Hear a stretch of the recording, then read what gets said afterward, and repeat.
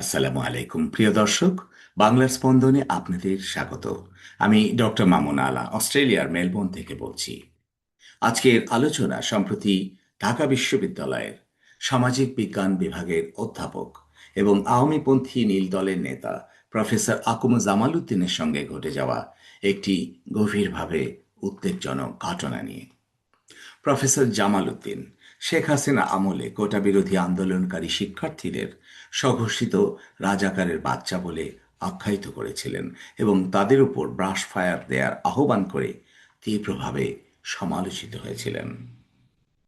গত 11ই ডিসেম্বর তিনি প্রফেসর জিনাত হুদা সহ সামাজিক বিজ্ঞান অনুষদে উপস্থিত ছিলেন। অনুষদ ভবন থেকে বের হওয়ার মুহূর্তেই ডাকসুর সমাজসেবা সম্পাদক এবি জুবায়েরের নেতৃত্বে একদল শিক্ষার্থী তাকে ঘিরে ধরে। সামাজিক যোগাযোগ মাধ্যমে ছড়িয়ে পড়া ভিডিওতে দেখা যায় জুবায়ের প্রফেসর জামালের হুডি ধরে টানছেন, সামনে এগোতে বাধা দিচ্ছেন এবং প্রফেসর জামাল দৌড়ে পালানোর চেষ্টা করলে তার পেছনে ছুটছেন। পরিস্থিতি এমন পর্যায়ে পৌঁছায় যে শেষ পর্যন্ত অধ্যাপক জামালকে দৌড়ে একটি গাড়িতে উঠে ক্যাম্পাস ত্যাগ করতে হয়। ঘটনার পর এবি জুবায়ের তার ফেসবুকের একটা পোস্টে লেখেন তারা নাকি ফ্যাসিবাদের দোসর 5 জন শিক্ষককে পাকড়াও করে পুলিশে দিতে চেয়েছিলেন। তবে তার দাবি অনুযায়ী ওই শিক্ষকরা আগে থেকেই প্রস্তুত রাখা গাড়িতে করে পালিয়ে যান। প্রশ্ন হলো, একজন শিক্ষক যতই বিতর্কিত হন, যতই রাজনৈতিকভাবে পক্ষপাত দুষ্ট হন, কিংবা অতীতে অযাচিত ও দায়িত্ব জ্ঞানহীন মন্তব্য করে থাকুন, তাই বলে ছাত্ররা কি তাকে হেনস্থা করার, লাঞ্ছিত করার অধিকার রাখে? বিশ্ববিদ্যালয় জ্ঞানের স্থান, প্রতিশোধের নয়। আধুনিক বিশ্ববিদ্যালয় ধারণার অন্যতম প্রবর্তক প্রুশীয় দার্শনিক ও ভাষাবিদ উইলহেলম ফন হামবোল্ট বলেছিলেন, বিশ্ববিদ্যালয় এমন এক স্থান হতে হবে যেখানে মনগুলো থাকবে স্বাধীন, কিন্তু সহিংসতা ও ভয়ভীতির পরিবেশে মুক্ত চিন্তা কখনোই টিকে থাকতে পারে না। ভলতেয়ারীয় উদার চিন্তার ধারাবাহিকতায় নোয়াম চমস্কি স্পষ্টভাবে বলেন, যাদের আমরা ঘৃণা করি তাদের মত প্রকাশের স্বাধীনতায় যদি আমরা বিশ্বাস না করি, তাহলে আদৌ আমরা মত প্রকাশের স্বাধীনতায় বিশ্বাস করি না। কোনো শিক্ষক ভুল করেছেন কিনা তা নির্ধারণ করার দায়িত্ব ছাত্রদের নয়, বরং সেটি তদন্ত করা প্রতিষ্ঠানের দায়িত্ব। জন স্টুয়ার্ট মিল যথার্থই বলেছেন, কোনো মতকে নীরব করে দেয়া মানে সমগ্র মানবজাতিকে বঞ্চিত করা। যুক্তির মোকাবেলা হতে হবে যুক্তি দিয়ে, মব জাস্টিস দিয়ে নয়। নৈতিকতার প্রশ্নে অ্যারিস্টটল আমাদের স্মরণ করিয়ে দেন, হৃদয়কে শিক্ষিত না করে কেবল মনকে শিক্ষিত করা আদৌ শিক্ষা নয়। অর্থাৎ শিক্ষার্থীর চরিত্র, সংযম ও সম্মানবোধ শিক্ষার অবিচ্ছেদ্য অংশ। এই প্রেক্ষাপটে এবি জুবায়ের একজন ছাত্রনেতা হিসেবে দায়িত্বশীল আচরণ প্রদর্শন করতে ব্যর্থ হয়েছেন। নিজ বিশ্ববিদ্যালয়ের একজন শিক্ষকের জামা টেনে ধরা, ধাওয়া করা ও প্রকাশ্যে অপমান করা ন্যায় বিচার নয়, এগুলো আবেগতাড়িত প্রতিশোধের বহিঃপ্রকাশ। বিশ্ববিদ্যালয় যখন ছাত্রদের হাতে বিচারভার তুলে দেয়, তখন তার জ্ঞান চর্চার পীঠস্থান থাকে না, বরং ধীরে ধীরে তা মতাদর্শিক সংঘাতের যুদ্ধক্ষেত্রে পরিণত হয়। ধর্মীয় দৃষ্টিকোণ থেকে শিক্ষককে অপমান করার বিষয়টি অত্যন্ত সংবেদনশীল এবং নৈতিকভাবে গভীর তাৎপর্যপূর্ণ। ইসলামী বৌদ্ধিক ঐতিহ্যে জ্ঞান ও শিক্ষকের মর্যাদা এক উচ্চ স্তরে প্রতিষ্ঠিত।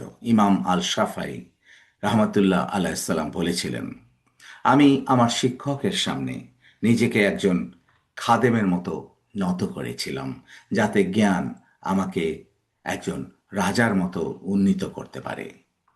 একই ধারায় ইমাম গাজ্জালি শিক্ষকের অধিকারকে পিতামাতার অধিকারের চেয়েও উচ্চতর হিসেবে বিবেচনা করেছেন। কারণ পিতামাতা মানুষকে জীবন দেন, আর শিক্ষক সেই জীবনের অর্থ ও দিশা নির্মাণ করেন। ইসলাম কখনোই শিক্ষকের ভুলকে প্রশ্নাতীত করে তোলে না, বরং ইসলাম সুস্পষ্টভাবে নির্দেশ দেয় কোনো শিক্ষক দায়িত্ব জ্ঞানহীন আচরণ করলে তাকে ভদ্রভাবে নসিহত করা এবং প্রয়োজনে প্রাতিষ্ঠানিক তদন্তের দাবি তোলা ন্যায়সঙ্গত ও গ্রহণযোগ্য। কিন্তু সেই সমালোচনা যদি অপমান, ধাওয়া বা শারীরিক হেনস্থার রূপ নেয়, তবে তার ন্যায় বিচার থাকে না।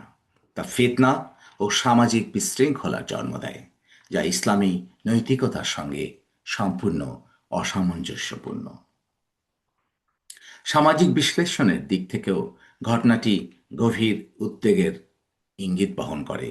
এবি জুবায়ের ডাকসুতে স্বতন্ত্র প্রার্থী হিসেবে নির্বাচিত হলেও ইসলামী ছাত্র শিবিরের সমর্থন পেয়েছিলেন, এমন আলোচনা ক্যাম্পাসে প্রচলিত। নির্বাচনের পর হকার ও মাদকসেবীদের বিরুদ্ধে তার অভিযানে এক ধরনের নৈতিক কর্তৃত্ববোধ স্পষ্ট হয়ে ওঠে। কিন্তু ক্ষমতার এই নৈতিকীকরণ যখন প্রাতিষ্ঠানিক সীমা অতিক্রম করে, তখন কিছু ছাত্র নিজেদেরই আইন ও বিচারের একমাত্র রক্ষক বলে ভাবতে শুরু করে, যা যে কোনো গণতান্ত্রিক ও জ্ঞানভিত্তিক পরিবেশের জন্য বিপজ্জনক লক্ষণ। আরও গুরুতর বিষয় হল প্রফেসর জামালকে খুনির দোষর হিসেবে ঘোষণা করা, অথচ কোরআনের ন্যায় বিচারের একটি মৌলিক নীতি হল ওয়ালা তাজিরু ওয়াজিরাতুন উইজরা ওখরা, সূরা ফাতির আয়াত 18।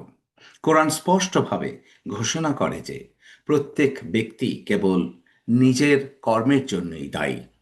অন্যের অপরাধের দায় কারো উপর আরোপ করা ইসলামের দৃষ্টিতে যেমন অবিচার, তেমনি এটি একটি গভীর নৈতিক ও বুদ্ধিবৃত্তিক বিচ্যুতি। তাহলে প্রশ্ন হলো, শিক্ষককে কি ছাত্ররা ধাওয়া করতে পারে, শারীরিকভাবে আক্রমণ করতে পারে? ইন্টেলেকচুয়ালি বা বুদ্ধিবৃত্তিকভাবে না, নৈতিকভাবে না, ধর্মীয়ভাবেও না।